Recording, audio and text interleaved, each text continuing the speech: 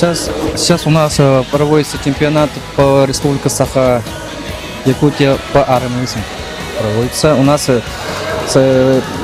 проводится по 3 группам. Это у нас первая группа ПОДА, вторая ВОК, общество глухие, и третье общество слепых по зрению.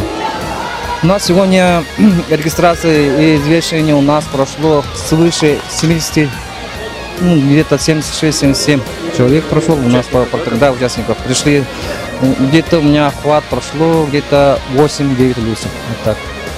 В данное время сейчас у нас вот сразу 2 станка работают. Это по группа ПОДАР и общество глухих и общество слепых по одному столу работает.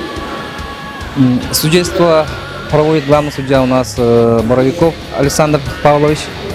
У нас проходит ежегодный чемпионат республики, только в этом году уже не в рамках фестиваля силовых видов спорта, а как отдельно республиканский чемпионат по армрестлингу.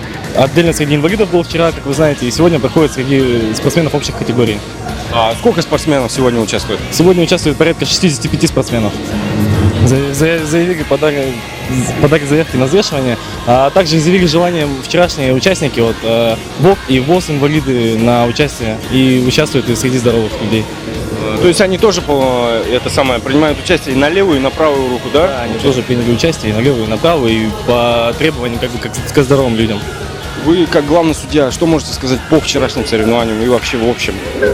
В общем, хорошо соревнования прошли на самом деле, потому что федерация работает всегда, люди, судьи, они не спят, как говорится, ни днем, ни ночью. Приехали, отсудили, помогли людям. Сложно, конечно, инвалидов сложно судить, потому что, как дети мало. Многие жалуются, обижаются на что-то, не пойму. Какие-то не знают, может быть, как должны вести соревнования и свои какие-то претензии предъявляют. В принципе, на это внимание не обращаем, поэтому, в общем, хорошо, быстро закончили вчера.